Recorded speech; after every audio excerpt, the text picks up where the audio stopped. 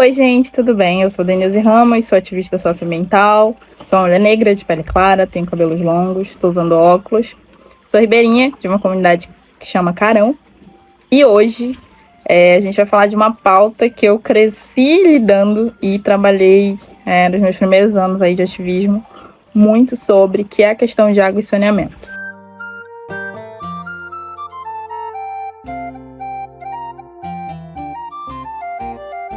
Para começo de conversa, por que a gente precisa falar dessa pauta? Em primeiro lugar, o Brasil é um dos países que mais concentra água doce do planeta. Então a gente tem aí pelo menos 1/3 da água doce de todo o planeta, que estão concentrados principalmente nos rios amazônicos. O outro número, digamos assim, que a gente tem, que também é importante ser trabalhado, é que 70% dessa água potável do mundo, isso não só do Brasil, ela é consumida pelo agronegócio.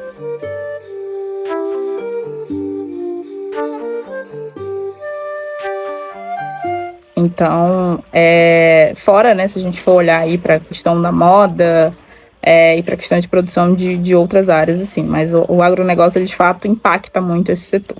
E aí, se a gente começa a olhar para esse setor de água e saneamento no Brasil, saneamento é uma pauta que a gente quase não toca.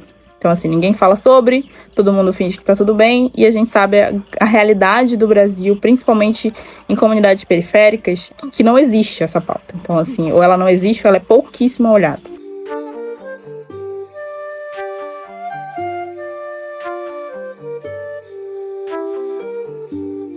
No Brasil, pelo menos 45% da população não tem acesso a esgoto tratado, ao saneamento, ao dito saneamento.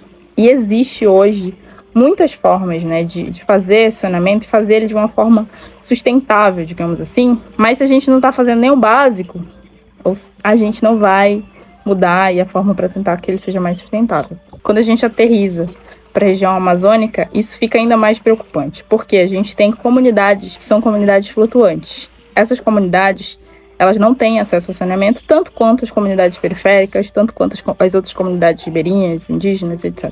Mas essas comunidades em específico preocupam muito porque essas comunidades, elas vivem diretamente nos rios. E isso é um dado muito preocupante. A gente tem dados aí que não representam a realidade, então é importante que a gente comece a olhar para esse lado também. E quando a gente fala de água e saneamento, eu acho que a primeira coisa que vem é como que a gente está lidando com isso, como que a gente está lidando com a água no dia a dia. Logo a água, que é algo tão importante para a gente, é vital para nós continuarmos aqui e para nossa alimentação, enfim, para tudo. Que nem eu falei, a gente está aí perdendo cada vez mais cobertura vegetal. E o que se impacta na água? Quando a gente perde cobertura vegetal, automaticamente a gente perde chuva, automaticamente a gente tem seca, enfim, tem todo aquele problema. E um dos problemas que mais os efeitos de mudança climática traz estão relacionados à água. Então, assim, quando você olha os efeitos de mudanças climáticas, você vai ter grandes cheias, grandes secas, e tudo está relacionado à água, porque um dos principais pontos de desregulação, digamos assim, é a água. Porque se a gente desordena aí todo o ciclo de chuva, se a gente começa a ter tudo numa forma que não era para estar acontecendo, a gente vai ter aí problema nos nossos rios. E o Brasil, principalmente, é um país que tem muita água, tem muito rio. Então, esses impactos, eles são vistos logo, A gente tem os maiores rios aí do mundo, A gente tem Rio Amazonas, a gente tem outros rios que também são enormes. A gente só percebe quando a gente começa a perder aí a qualidade da água. Então, no Madeira, hoje, a gente já tem ali uma intoxicação por causa do garimpo. Então, aquela água está começando a ficar uma água não mais potável, o que não acontecia até pouco tempo atrás. Então, o fato a gente precisa olhar para essas questões, entender que elas acontecem, entender que elas são latentes, que a gente precisa falar sobre isso.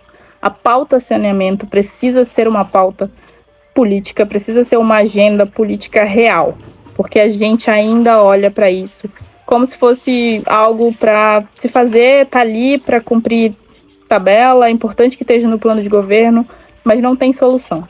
E que nem eu falei, existem soluções sustentáveis, existem soluções que são feitas com baixo custo, que a gente precisa entender como é que funciona, conhecer mais e aí pôr em prática, porque é importantíssimo que a gente olhe para essa pauta da água, que nem eu falei, é a pauta mais importante, eu diria, nesse momento, Sem água a gente não consegue viver. Então, começa por aí e termina também, porque se a gente não consegue preservar os nossos rios, preservar as nossas nascentes. A gente provavelmente não vai conseguir ficar aqui por muito tempo. Então, te indico a dar uma pesquisada aí, entender o potencial que o Brasil tem quando se fala de água, entender os impactos negativos que a gente gera nessa água, principalmente com a produção do plástico, principalmente com a criação de mais hidrelétricas, que tem planos aí para serem feitos. Que nem eu falei, né? A gente tem aí muita concentração de água, a gente tem um dos maiores rios do mundo, que é o Rio Amazonas, que inclusive existe a possibilidade daquela perfuração daquele poço para petróleo. Então é importante que a gente esteja atento para os nossos rios e que a gente mantenha eles saudáveis e vivos, e não é construindo uma plataforma de petróleo que a gente vai fazer isso. Então, para fechar, eu queria te chamar aí para olhar para essa pauta também do saneamento, da água e dos oceanos, porque a gente fala muito hoje de alguns temas que são importantíssimos que a gente continue falando, mas a gente esquece e a gente deixa muitos oceanos de lado. Os oceanos, eles têm uma responsabilidade de produção de oxigênio, né, de resgate de gás carbônico, que é importantíssimo, que é importante a gente saber.